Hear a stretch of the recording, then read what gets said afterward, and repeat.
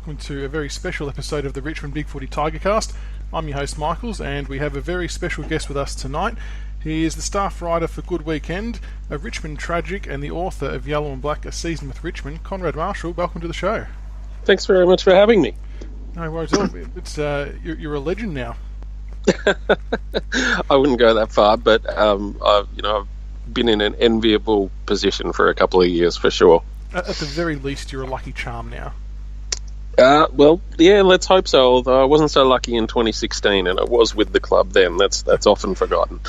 That's right. No matters about the year that you're owed about. That's fine. Before we get stuck into the book, you're obviously a Tiger man. What led to you following Richmond? Look, I don't remember exactly, other than when I was about 4 or 5, I think I picked Fitzroy for a week or two, just because I liked the idea of a lion. I thought it was a pretty ferocious sort of creature. And then I saw what I'd chosen, the lion's colours, this red and blue and yellow, and I was like, that's not very fearsome and doesn't sort of suit the animal. And then someone told me about the tigers and yellow and black, and it just seemed so much more vicious and menacing, and so I saddled, hitched myself to that wagon, and that would have been 1983. So it seemed like a mistake for quite a while after that. Yeah, it's definitely a long time. What is your earliest memory of being a Richmond supporter?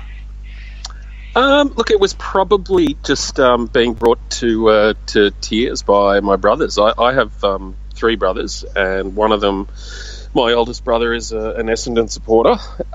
My immediate younger brother is a Hawthorn supporter, and so they spent the entirety of the 1980s kind of fighting over premierships while my team was winning wooden spoons and sort of imploding.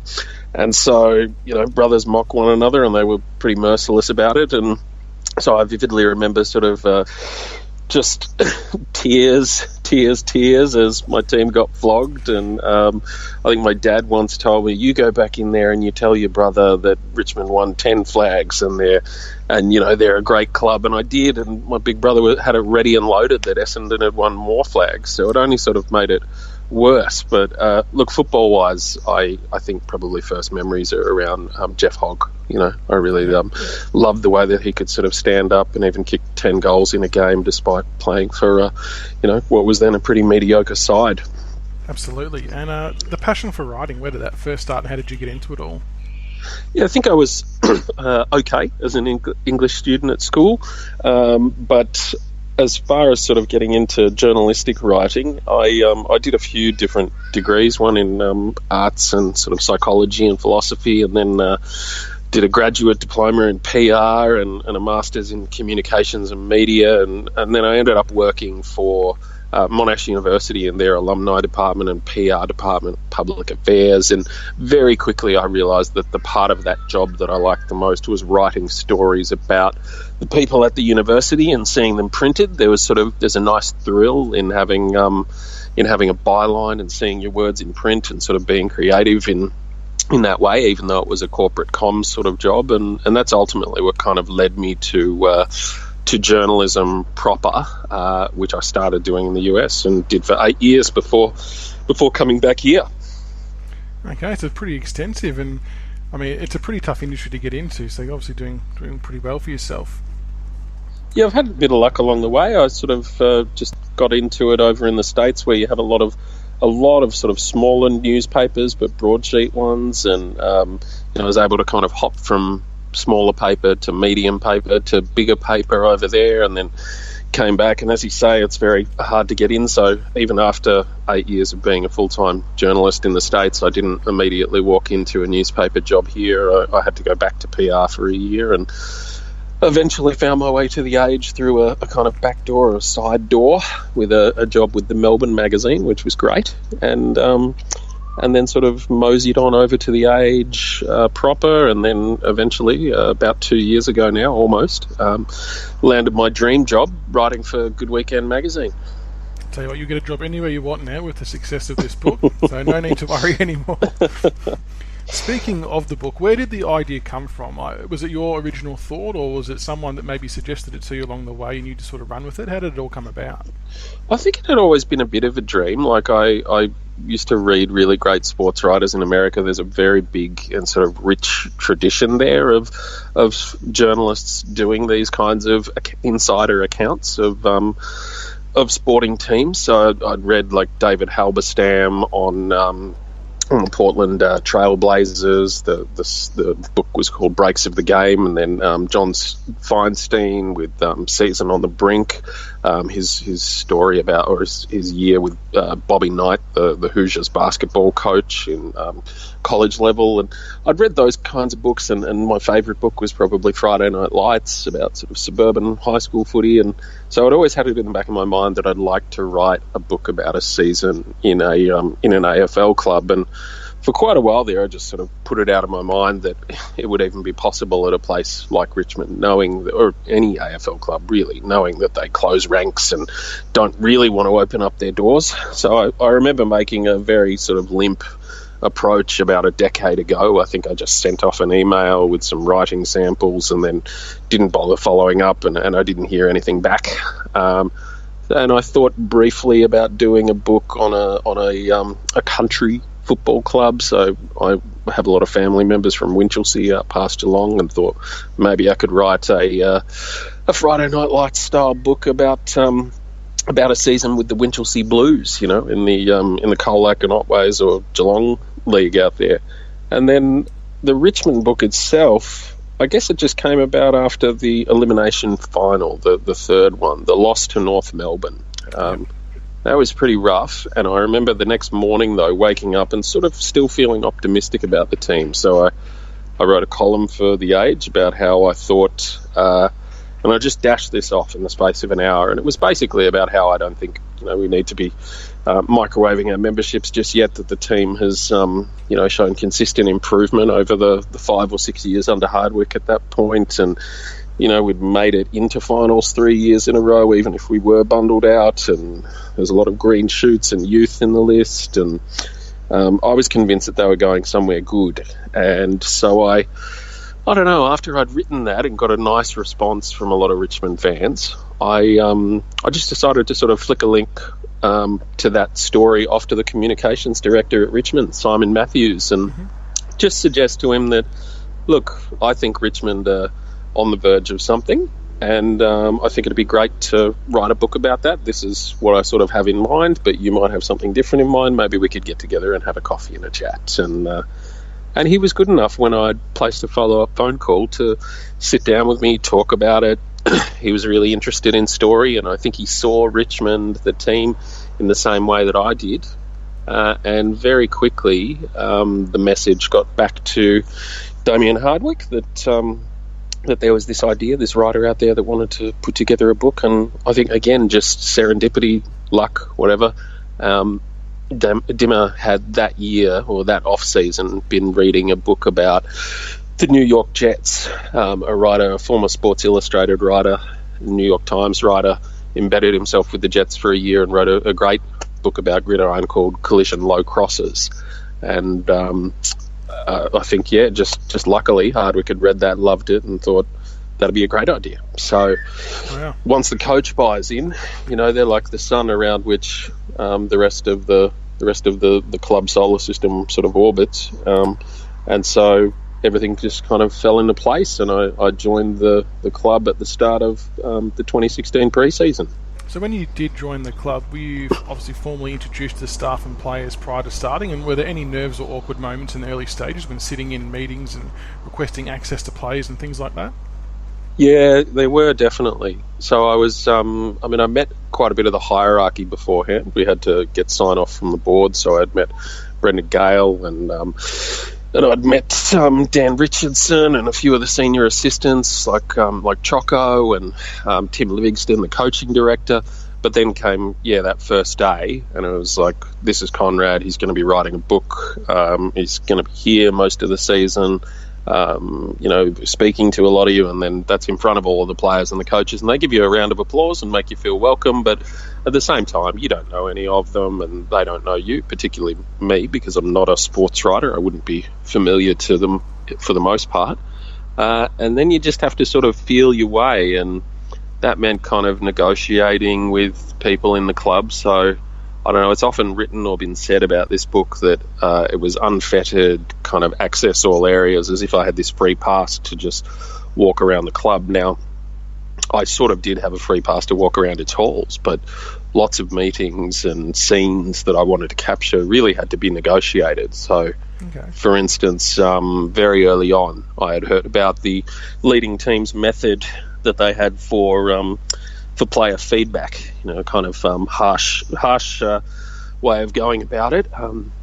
There's a chapter in the book about Jack Rewalt and him and his session, standing up in front of the group and having them sort of tell him a bunch of things he needed to stop doing and start doing and keep doing. And I wasn't just allowed to walk in and out of those sessions willy-nilly. I had to sort of broach the topic with people in leadership and say, well, whose meeting would be good to sit in on? Well, probably not this junior guy, and probably not this guy because the feedback might be harsh.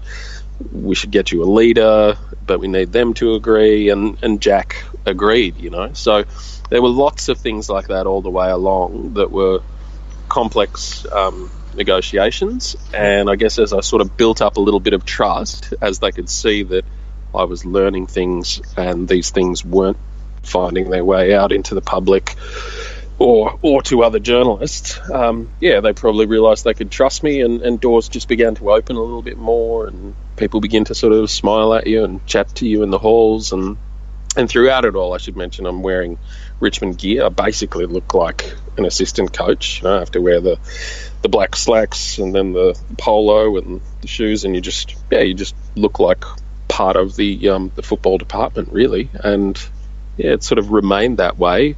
I guess only getting even better and more close throughout 2 years there. And I mean, as you said at the start, the players, you obviously got to know a few of them pretty closely over the 2 years. Did you ever feel like the players behaved differently when you were around? I wouldn't say I did. No, because I think they're used to different presences in a lot of these meetings. So even though it's really privileged access to be in, say, the opposition analysis meeting or the midfielders line meeting on a Tuesday after match review, I'm not the only person popping into those things. Sometimes a board member will be sitting up the back and they'll be introduced, and sometimes someone from development will be there, or a comms person will be there, or lots of people that aren't specifically part of the football department do often kind of drift in and out of these spaces. And so I don't think it was I don't think I was an inhibiting presence by being there, although, I could be wrong. I've got to remember, I guess, that a lot of those people that were there were just sitting there attentively, whereas I'm sitting there with a notepad and a pen, kind of sketching away madly, getting all these details and quotes written down. But hopefully, over time, as I said, I just became part of the furniture. Did any of them ask you to pump their tyres up in the final copy? No, they were all really good about it too. Like some of the chapters, because there's sensitive material in them, I had to, or I didn't have to, but I sent them to the players, the individual players involved, and just was like, look, are you comfortable with all of this? I realise there's some stuff that's being aired that might be sensitive in some way, and to a man, not one of them wanted any changes made at all. So a chapter about Brandon Ellis and his upbringing and the struggles that he'd gone through. He was completely open with it all at the beginning, and I half expected him to want to retract some of that to keep it private, but he allowed it all in. And the same with Jack. I wrote all about his peer feedback session and some of the harsh words that were coming his way, and he just let it all stay there. And it was the same for all of them. They were really open, and I guess the whole club was this year in a way too. It's sort of part of their season.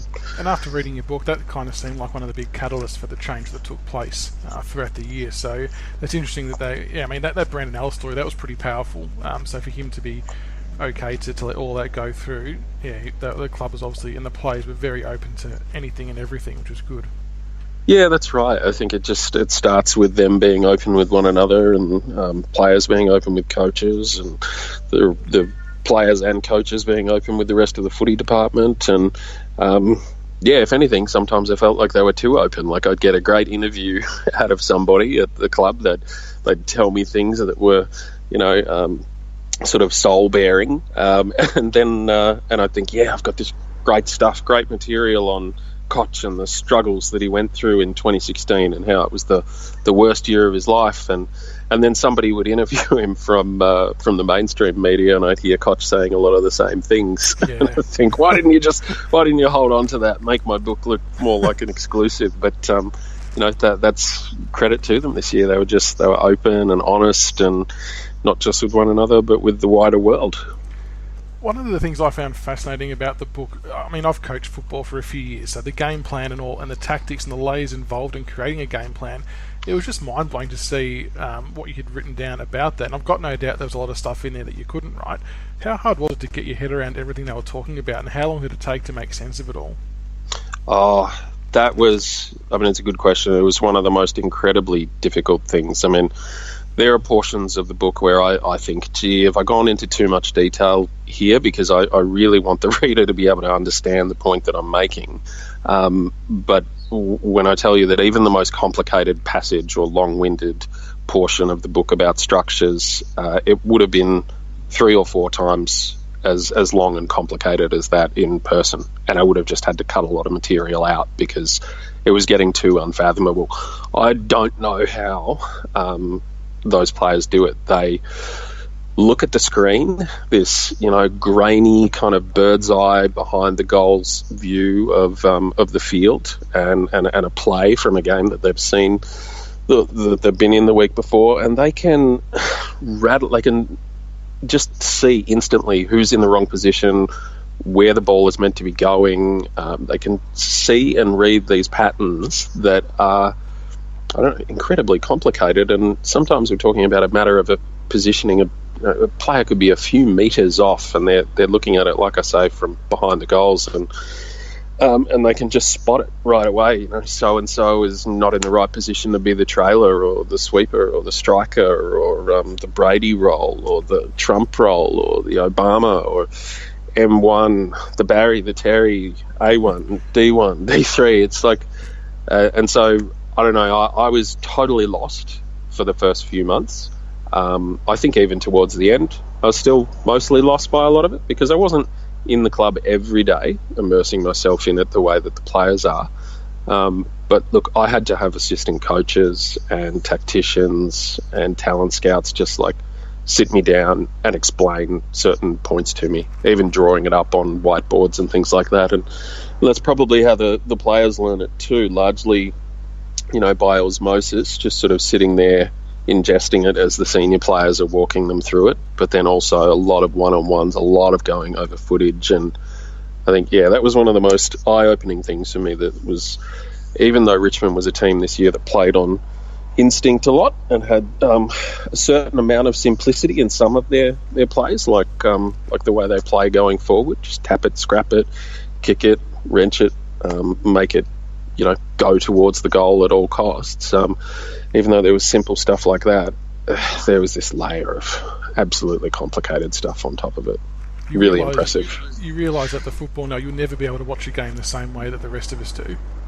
Yeah, no, I definitely feel that way. I mean, I still, like I said, I can't gather all of it, but I can watch certain games now and I can see who is playing what role. I can see how they should be setting up the field, and I always like watching games live, more so than if I can go, I'd much rather do that than watch it on TV. And now I'll love that even more so because I'll be able to watch what's happening off the ball, which is probably came across in the book. What's happening off the ball, the stuff that you don't see on screen when you're watching it on TV, that stuff is crucial to winning the game. It was part of what Richmond did so well this year, setting up the ball, coming out of defence, setting up in front of their attack, just placing themselves in front of their opponent, and impressive stuff.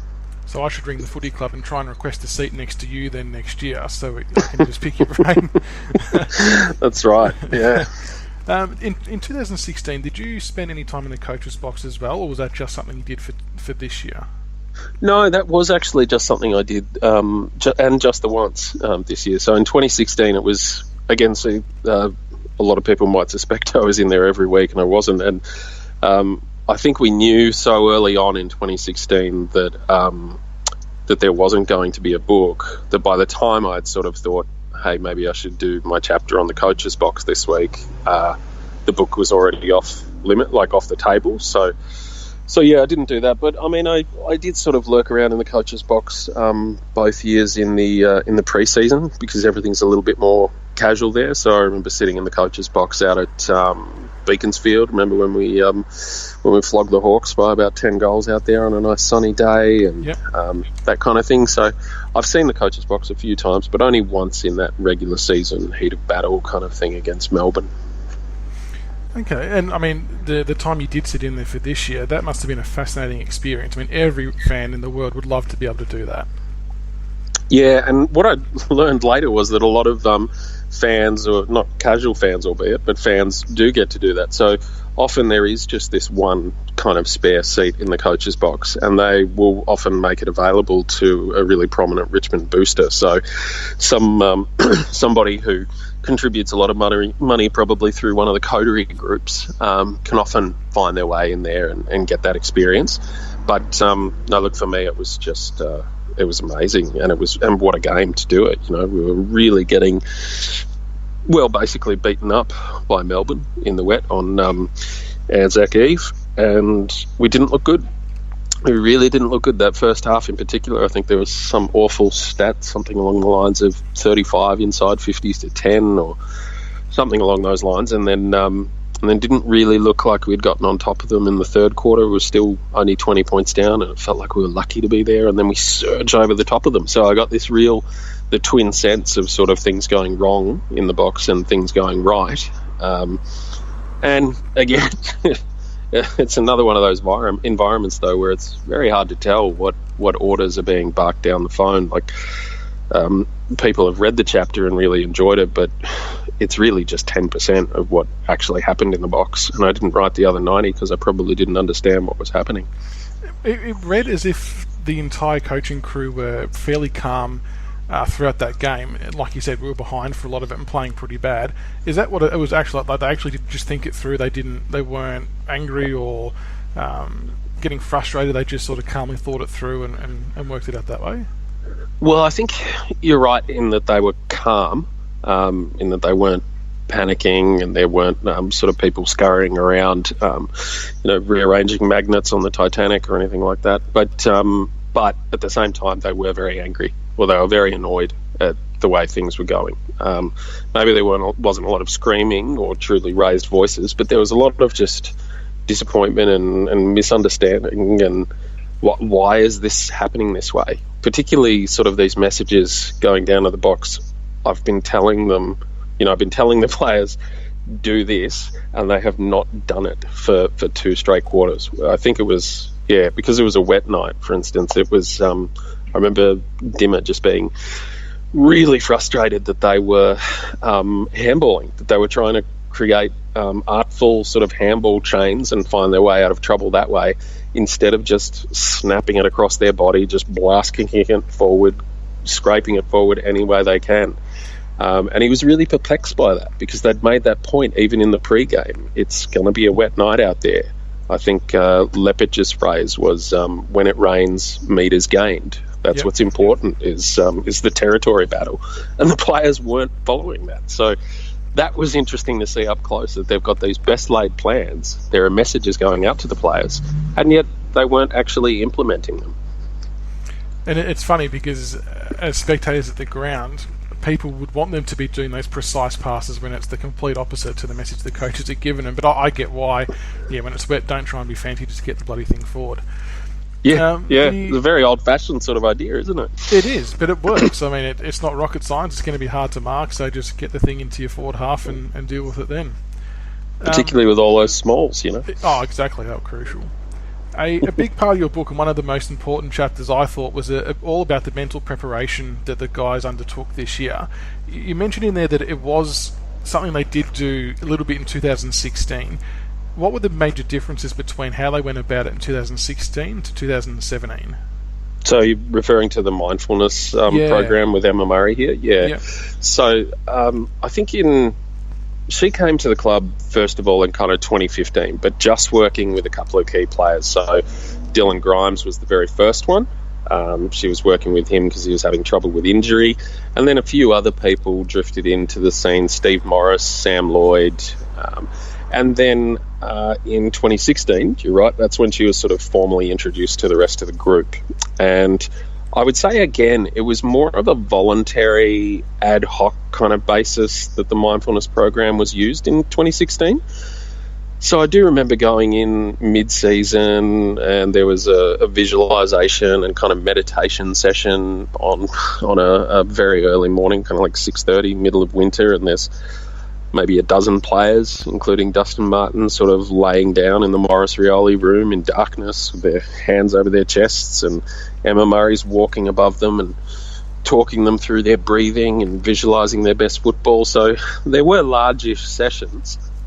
But what changed in 2017 was this kind of full club directive. So the first part of that was that every single player on the list, it was their responsibility to do 2 individual sessions with Emma Murray, and then if they didn't like it, they could stop, but if they thought they were getting something out of it, they would continue. And I think she said probably 80%, 4 out of 5 did continue.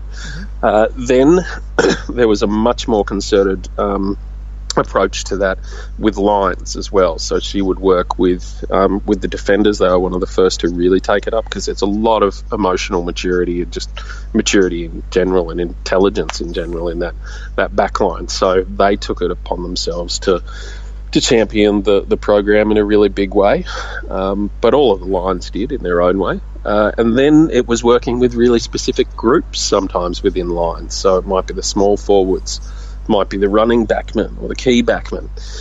And then I think it was in fact, it was right after the string of 3 very close losses, the coaching staff decided that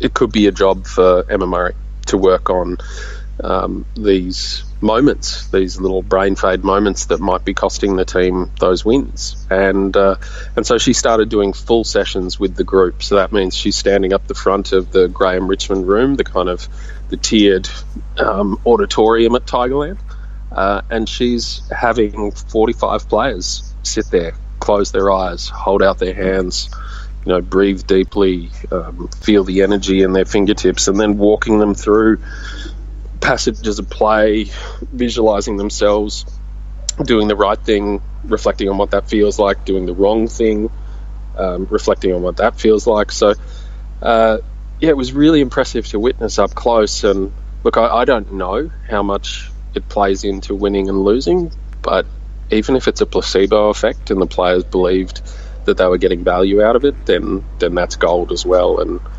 certainly felt like it had an impact on the field. Like, didn't you feel that Richmond were able to just sort of stay in games more this year? I sort of felt like that was one of the major shifts. It wasn't just this consistency across the season in terms of our results, but remember how we used to just get blown away in the space of like 10 minutes or 15 minutes, where they just go missing. Be like if the opposition kicked 3 or 4 quick goals, there'd always be that overwhelming feeling of well, here we go again. But this year it was totally different, and it was every player obviously bought into this program because it wouldn't have worked otherwise. And to me, that's really impressive, especially being a bunch of younger guys as well.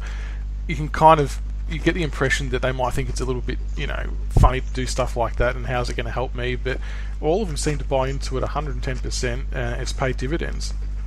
Yeah, sometimes I half think that it worked best because the group was young, because millennials are a different breed, like with a bunch of really seasoned veteran types who have seen it all before, done it all before. They might not have bought into it, but younger guys, who knows, they might be more open to these sorts of things, and that's certainly been said of some of the other cultural programs at Richmond. So the Brandon Ellis chapter that you're referring to, and those sessions, the Triple H sessions, where players would bare their souls and really, sometimes just break down in tears in front of the group, sharing their personal stories.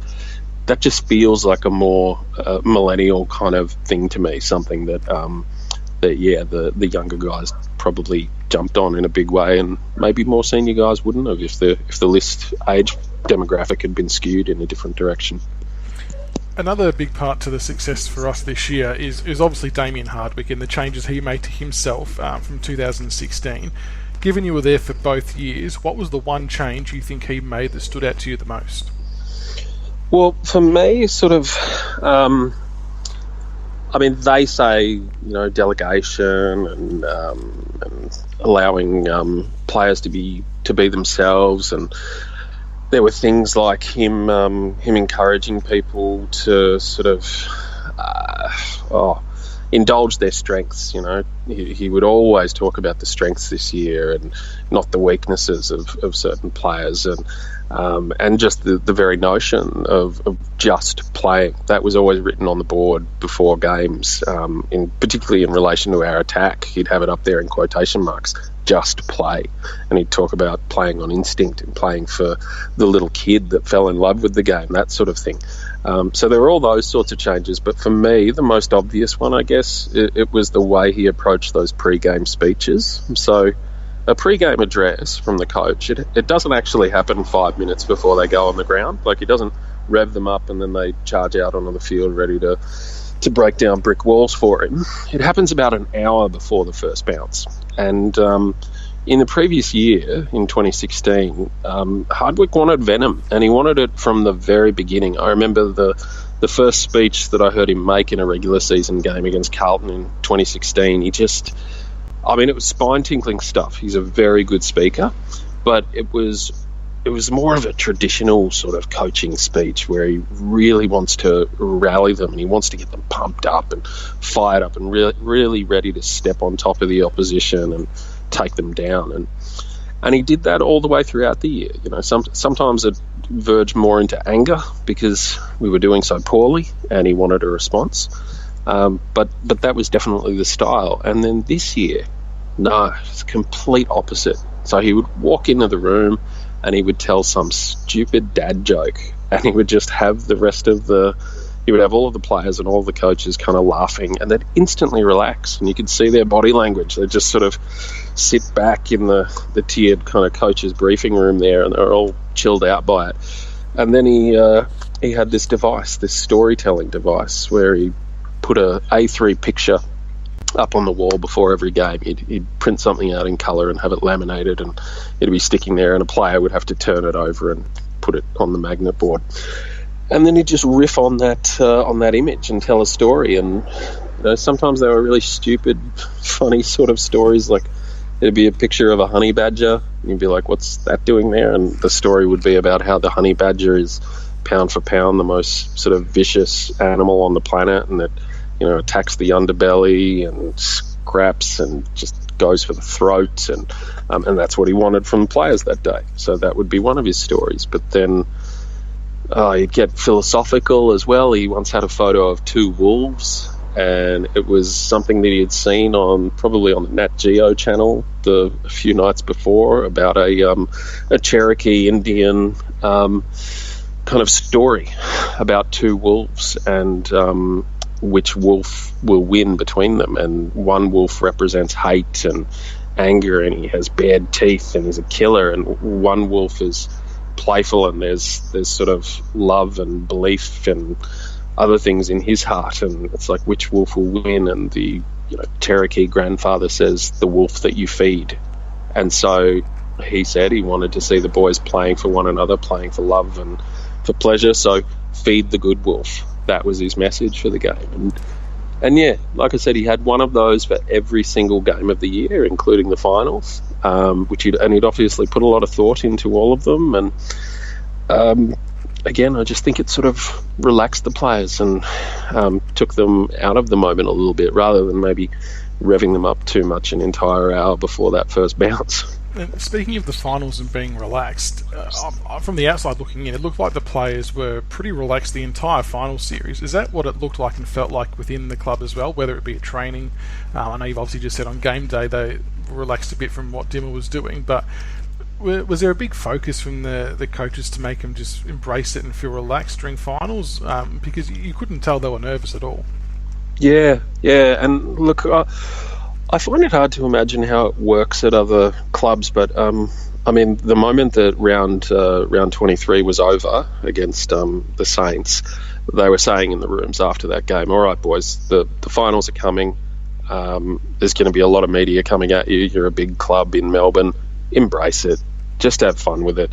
And everybody's got to do it. I remember Neil Baum actually saying, you know what, we can't just leave the media to all but a handful of boys. So look, if one of the girls in the media department asks you to do an interview with so-and-so from this paper or that website, just do it. Share the spoils around and get it done. And I don't know, they seemed relaxed in every meeting, like they were ready to approach the finals and have fun. And I mean, I guess winning helps. You know, they've been playing really well, and then they went in with a double chance, so that makes it easier to relax. And playing on their home deck in all three finals helped, but they kept reiterating that message about embracing it all the way up until the grand final and the line meetings, where I remember in the defenders line meeting and the forwards line meeting, Alex Rance and Jack Rewalt were basically saying exactly the same thing. There's a big crowd out there. You know, that's the reality. Play for them. Have some fun. Embrace it. You know, don't worry about it. Just put your focus on the process. The process has got us this far. Now let's run these bastards down. Let's tackle them, you know. And that's it. Yeah. Odd question. You might not have heard him talking about it, but we all had a laugh at it as supporters. Adelaide's power stance in the grand final, was that ever mentioned anywhere along the line by the players, coaches, about what we were going to do and how, or were we just more focused on doing our own thing? Because after the national anthem, it looked like a few of the boys were just smirking and laughing at it, which we all found quite amusing. That was great, wasn't it? That little bit of footage. Like they've sort of only got one angle of it, but they really look like they're laughing and happy. And it summed up the entire day. It did, didn't it? Now, I never heard them mention it, but again, I wasn't in every single meeting, so that it's quite possible they did bring it up. What I do know is that they came up with their idea to link arms. That didn't just happen. It's something they were conscious of, and they would talk about it in the line meetings beforehand. They'd say, look, in the anthem, you know, put an arm around a bloke, bit of touch, bit of love, you know. We're a connected team. Let's feel connected out there the whole day, because you know, connection was the sort of the buzzword at Richmond all season long. So it didn't surprise me at all that they linked arms, and it just felt like what they were supposed to do. I think it was something that came naturally to them. There wasn't this directive, this is what we're going to do, we're going to all link arms. It was much more organic and real than that. And you know, ultimately, I mean, who's to say how much impact it had? But it certainly felt like it summed up today. I reckon they all had a WhatsApp text going on just to take the piss out of the Crows just quietly. I would not be surprised. The book being the success it was, were you surprised with the amount of information you were given access to, and were there times that you were ever a little bit disappointed?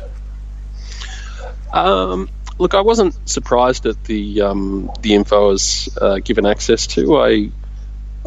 Every now and again I was I couldn't believe that it was being given to me. Like, for instance, I couldn't interview Dustin Martin. That was probably one of the disappointments of the book. I don't know that he would have had anything really great to say, but it would have been nice to have his voice in the book more. But at the same time, I was really surprised at how open people were willing to be about him, other people in the club, because that's something that doesn't happen in media at all, really. I mean, you don't see many stories on Dustin Martin for a reason, because nobody at Richmond is really willing to speak about him if he doesn't want it to happen. And yet I was able to talk to people about the guy, and even the recruiters, like letting me see their files on Dustin from when he was 18 and what they were looking at then and what they observed in him. So that was great. I guess disappointment would probably be that I didn't get to interview every one of the players that I wanted to. Like, they definitely, I would sort of request people, let's say we'd won a game on the Saturday. Well, on the Sunday, I'd probably flick a text to Tim Livingston and say, hey, it'd be great if I could talk to so-and-so this week. and he might go, that guy's been, he's a bit cooked. He's done a lot of interviews recently. Be better if you did this guy. You want to talk to him instead? And invariably I'd say yes, because I want to talk to them all in some way. But I vividly remember, I did really want to interview Daniel Rioli at home in Bentley at the Hardwicks. I thought that would be great, sit in and have dinner with the Hardwicks and chat to Daniel Rioli, and that never happened because I don't think they really wanted the book to go beyond inside the four walls at Richmond to start stretching into people's homes. So I completely appreciate that. But other people, I feel like I probably asked most weeks to chat to Nank the Tank, and never really got a yes back on that. And that might have just been the coaching staff saying, no, because he's a lot of pressure on him and playing this lone role. Or it could have been that Nank didn't want to have a chat, and that'd be fine too. So, no, not many disappointments though, to be honest. A few voices I would have liked to have had in the book more, and I could barely ask for anything more in terms of access. It's not like they were going to let me in on Dustin Martin's contract negotiations. So everything else that I wanted, I was given. Yeah, and it was great. You were never at odds against the club with content going into the book? I beg your pardon? Sorry. So were you ever at odds against the club with you wanting to put something into the book, and they were a bit hesitant about it, or everything was kind of all above board from the get go? Yeah. Look, to be honest, I would have liked more swear words to be in there. These boys, swearing is like breathing to them. It's the context, really, isn't it? Yeah, particularly the coaches. And sometimes, I think a swear word is appropriate in a quote. It really, it emphasises that sometimes what they're saying means something, but they were basically sort of all taken out, and that's hundreds upon hundreds of curse words taken out. What else? I guess there were probably several comments in the book that were taken out that were in regard to sort of disparagement of other teams or other players. So a coach might say something, you might be analysing the attack that Richmond were going to be playing against that week. So I'm just totally plucking a team at random, but let's say it's Collingwood's attack. I'd be in the meeting when they're breaking down every one of those players in the Collingwood attack and saying what their major weaknesses are and what the flaws in their game are and how you can attack them, whether it's sort of going after, Darcy Moore by hitting him with your body hard because he's a young player and he won't stand up to that much, or wearing Alex Fasolo really closely and sprinting back to stop him sneaking out the back towards goal, all those sorts of things. So that was seen as disparaging the opposition and possibly giving the team some ammunition, an opponent ammunition, and starting a rivalry. So that sort of stuff was cut out. And it's sort of I see why, but it's also sort of a shame because it's a really good insight into how teams prepare for one another. Absolutely.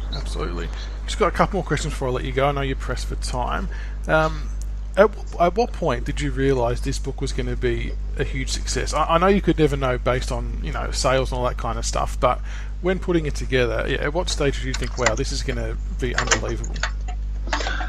I always was pretty confident it'd be a really interesting book, but I think probably a lot of the success is just due to the flag. So I think probably when they beat Geelong, that sort of spelled that it would be a book that was of interest to people, because really Richmond had charged their way up and then delivered at least in one final. So that part was important. And then just some of those access points, like the Brandon Ellis story and the Jack Riewoldt story. Those are scenes that people have never been able to describe before in footy books. So those things sort of gave me confidence. And have you got any upcoming signing sessions anywhere if people want to get a book signed? I don't actually. They're sort of all gone by now, but I'm always happy if people want to reach out to me to organise to sign things. I've had people come into the office at the Age in the city and done those before, so if anybody wants a signature, don't hesitate to reach out. Oh, that's very good to know. And what's next for you? Is there any other projects on the cards?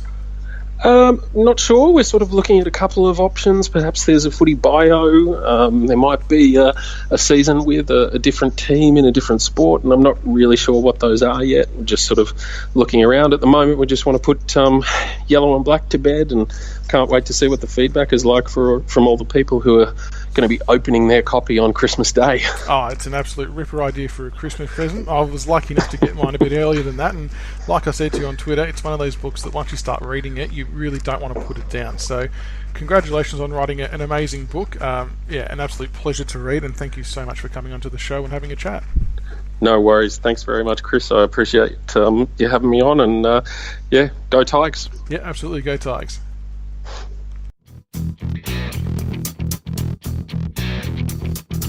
Thank you for listening to another episode of the Richmond BigFooty Tigercast. Be sure to subscribe to the podcast on iTunes and YouTube so you can follow all the roast and toast, the reviews and previews, and all topics Richmond. Also keep an ear out for our special episodes of interviews with past players. Go Tigers.